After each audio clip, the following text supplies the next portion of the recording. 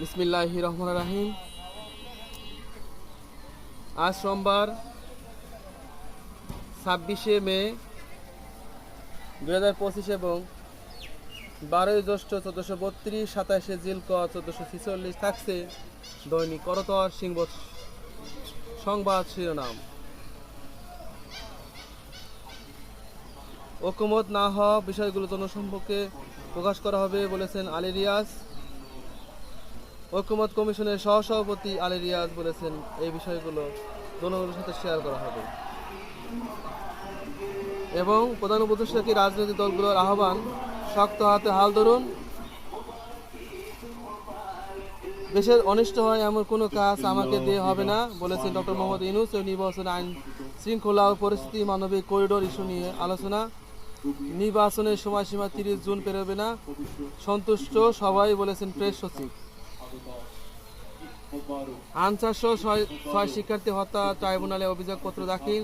জুলাই হত্যাকাণ্ডের বিচার শুরু।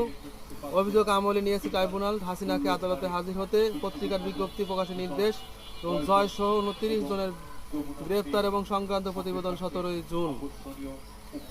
এবং পদত্যাগ করতে শেখ হাসিনার পায়ে ধরেছিলেন রেহানা। শেষ তদন্ত এবং পরিস্থিতি বুঝেই রেহানা এই কাজ করেছিলেন। খালেদা জিয়াকে হয়রানি, জ্যেষ্ঠ সচিব ও দুদকের সাবেক 3 চেয়ারম্যানের বিরুদ্ধে মামলা এবং থামানো যাচ্ছে না পুশ ইন। আরও 172 জনকে বাংলাদেশে প্রবেশ করালো বিএসএফ। পাপিয়ার 4 বছরের কারাদণ্ড এবং ইঞ্জিনিয়ারিং পড়ুয়া 2 তরুণের মর্মান্তিক মৃত্যু ঘটেছে। অসুস্থ বাবার জন্য হাসপাতালে খাবার নিয়ে যাওয়ার পর ট্রাকের চাপায় পিষ্ট হয়ে নিহত হয়েছেন আসিফ মাহমুদ সম্পদ এবং 25 নামে। জুলাই আন্দোলনে আহত 4 জনের বিস্ফোরণে আত্মহত্যার চেষ্টা এবং এনবিআর এর কর্মসূচি স্থগিত। সচিবালয় আন্দোলনের মুখে সরকারি চাকরি অধ্যাদেশ জারি। বাংলাদেশ সামরিক ঘাঁটি নির্মাণে চীনের আগ্রহ। করিডোরের নো এবং বন্দরের নো বলেছেন জামাতের আমির এবং চট্টগ্রাম বন্দর কাউকে দিচ্ছি না প্রেস সচিব বলেছেন। এই ছিল প্রথম পাতার সংবাদ শিরোনাম এবং গুরুত্বপূর্ণ আরেকটি অংশ পড়তে, ডিসেম্বরের মধ্যে নির্বাচন সেই দাবি করেছেন, পুনর্ব্যক্ত করেছেন তারেক রহমান, বিএনপির ভারপ্রাপ্ত চেয়ারম্যান।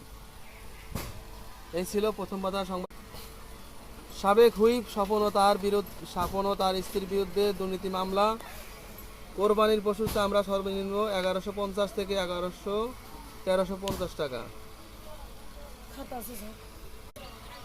চট্টগ্রামে গুলিবিদ্ধ শীর্ষ সন্ত্রাসী ঢাকায় আকবর মারা গেছেন।